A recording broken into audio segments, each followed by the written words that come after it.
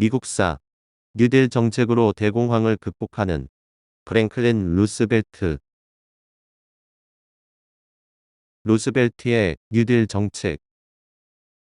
프랭클린 루스벨트는 1882년 1월 30일 미국 뉴욕주 북부의 하이드파크에서 태어났는데, 아버지는 뉴욕 외교계, 상업계에서 영향력 있는 인물이었고 어머니도 상류층 출신으로 훌륭한 교육을 받았습니다.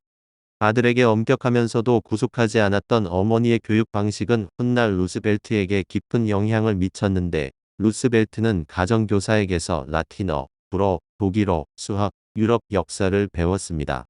14살이던 1896년에 루스벨트는 정계 인물을 육성하는 것을 목표로 하는 사립 명문 학교인 그라턴 기숙학교에 입학했는데, 입학 후 아주 빠르게 그곳 생활에 적응했습니다. 그라턴에서 그는 많은 책을 탐독하고 견문을 넓히며 우아하고 고상한 품행과 예의를 익혔으며, 특히 스포츠를 좋아해 테니스, 골프, 기마, 요트 등 가릴 것 없이 운동이라면 다 잘했습니다. 1900년에 하버드 대학교에 입학해 정치학, 역사학, 신문방송학을 공부했는데, 아버지가 숨을 거두면서 12만 달러를 남겨주었고 어머니도 외조부에게서 유산 130만 달러를 받아 루스벨트의 생활은 변화를 맞이했습니다. 대학교 시절에 사회활동에 적극적으로 참여했는데, 교내 신문인 하버드 크림슨의 편집장을 맡아 눈에 띄는 활약을 보여주었고, 당시 뉴욕주 지사였던 당숙 시어도어 루스벨트에게 초청 강연을 부탁하기도 했습니다. 1904년에 컬럼비아 대학 법학대학원에 입학했고, 이듬해 3월에 당시 대통령이던 시어도어 루스벨트의 조카인 엘리너와 결혼했는데, 현직 대통령이 참석해 결혼식이 성대하게 치러졌습니다. 그러나 결혼식장에 몰려온 사람들 대부분이 대통령을 보러 온 것이고, 자신을 위해 찾아온 사람은 거의 없다는 것에 자극받은 루스벨트는 정치판에 뛰어들겠다고 결심하고 학교 졸업 후 법률사무소에서 변호사로 일했습니다. 1910년에 루스벨트는 민주당 소속으로 정계에 입문했고 상원의원으로 당선되었으며, 1913년에 윌슨 정부에서 해군 차관으로 임명되었는데 7년의 임기 동안 뛰어난 능력을 보여주었고 강력한 해군을 주장했습니다. 1919년에는 윌슨이 제안한 국제연맹 창설을 위해 유세 활동을 벌였는데, 이 일로 1920년 부통령 경선에서 실패를 맛보지만 정치 인생은 끝나지 않아 이후 신용예금 회사에서 부회장 겸 변호사로 일했습니다. 그런데 이때 루스벨트에게 청천벽력 같은 일이 일어났는데, 1921년 8월 캠포벨로의 여름별장에서 산불을 끄기 위해 차가운 물속에 뛰어들었다. 그만 소아마비를 앓아 후 휠체어에 의지해야 되었습니다. 뜻밖의 큰 사고를 겪었어도 루스벨트는 꿈을 포기하지 않아 뼈를 깎는 듯한 재활 치료와 노력을 거듭했고, 회복하는 동안 주로 전기나 역사에 관한 엄청난 양의 책을 읽었습니다. 1928년에 루스벨트는 부인의 보살핌과 지지를 받으며 다시 정계에 복귀해 뉴욕 주지사 경선에서 근소한 차이로 승리했고, 대공황이 찾아오자 루스벨트는 민주당 후보로 1932년 대통령 선거에 참여했습니다.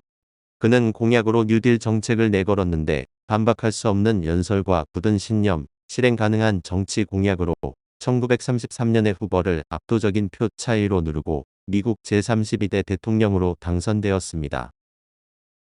루스벨트의 금융개혁과 농업과 산업 부흥 계획.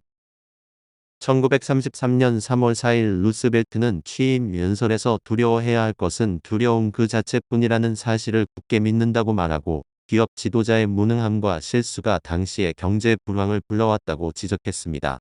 루스벨트는 취임하자마자 과감한 뉴딜 정책을 시작했는데, 뉴딜 정책은 빈곤과 실업의 구제인 릴리프, 산업 질서와 경제의 회복인 리커버리, 근본적인 제도 개혁인 리포엄의 3R로 집약됩니다. 대공황은 지나친 투기 활동으로 비롯된 금융위기로 촉발되었기 때문에 뉴딜 정책은 금융개혁부터 시작되었는데, 대통령 취임 때 전국에는 영업하는 은행이 하나도 없었고 수표는 휴지 조각 취급을 받았습니다. 취임 후에 루스벨트는 전국 은행에 일률적으로 휴업을 선포하고 국회에 특별회의 소집을 요청했는데, 3월 8일에 국회는 특별회의를 소집해 금융위기에 관한 대통령 특별국정보고와 긴급은행법안을 받았습니다. 그리고 긴급은행법을 통과시켜 은행의 평가 심사를 진행해 허가증을 발급하는 제도를 시행하고 상환 능력이 있는 은행들이 빨리 재기할 수 있게 도와주기로 했는데, 14,771곳이 영업 재개 허가증을 받았습니다. 루스벨트가 내놓은 금융개혁 조치는 어두컴컴한 하늘에 한 줄기 번개가 번쩍인 것과 같다며 여론에서 높은 평가를 받았는데, 이와 동시에 대외적으로도 경제 분야에서 미국의 지위를 강화하기 위해 노력했습니다. 금 수출 중단을 선언하고 개인의 금 및 금 증권 저축을 금지하겠다고 했으며, 이어서 금 수출을 금지하고 금본위제를 폐지했으며 채권을 금으로 상환해야 한다는 법규를 폐지했습니다.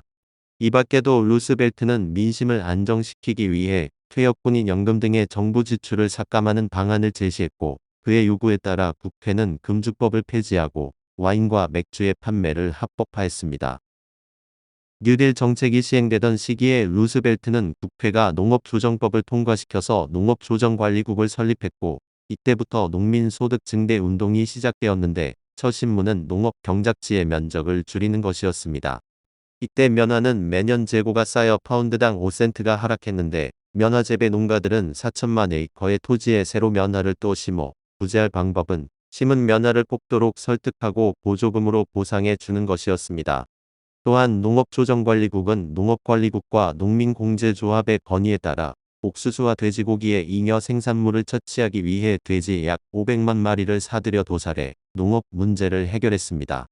다음 목표는 상업부흥으로 전국산업부흥법을 제정했는데, 첫째는 반트러스트법의 제약을 받지 않는 공정경쟁규약을 작성하는 것으로 무역 그룹 간의 협력을 허용하는 것이었습니다. 둘째는 공공사업청을 설립하기 위해 예산 33억 달러를 투입하는 것으로 루스벨트는 자본가들에게 공정경쟁규약을 준수할 것을 요청했고, 기업의 독점을 제한하고 긴장된 노사 갈등 상황을 완화하려고 했습니다. 대공황으로 발생한 엄청난 실업 문제를 해결하기 위해 루스벨트 정부가 수행해야 할 또 다른 주요 임무는 구제 조치로 연방긴급구제청을 설립해 구호물자와 예산을 지원했습니다. 그리고 이듬해인 1934년에 또 프로젝트를 진행해 실업자들에게 공공사업 건설 관련 일자리를 제공했는데, 정부 예산만으로는 막대한 실업자를 감당할 수는 없어 민간자원보존단 프로젝트를 시행했습니다. 18세에서 25세의 실업자 중 건장한 청년들을 나무 심기, 홍수 방지, 물과 토양의 유실 막기, 도로 건설, 산림 방화선 개척 및 산림 조망탑 설치 등에 투입시켜 청년 실업 문제를 해결하는 프로젝트였습니다. 뉴딜 정책이 시행되는 동안 전국에 수많은 명목의 공사기관이 세워졌는데, 장기적인 목표를 세운 공공건설 프로젝트가 주 업무인 공공사업청과 민간사업부문의 실업자 구제에 50억 달러를 투자했습니다.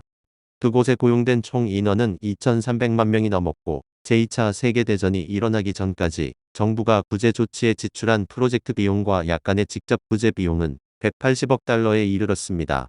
이를 통해 장인, 비숙련 노동자, 건설업자들에게 취업 기회가 생겼고, 실업 예술가들에게도 다양한 일자리가 제공되었는데, 지금까지 미국 정부가 추진한 가장 큰 규모이자 가장 성공한 구제 계획이었습니다. 1935년에 2차 뉴딜이 시작되었는데, 이전 단계를 기반으로 사회보장법과 전국노동관계법, 공공사업법 등을 통과시켰는데, 유람에서 무덤까지 인생 전체를 보장하기 위해 연방정부는 사회보험법을 제정했습니다.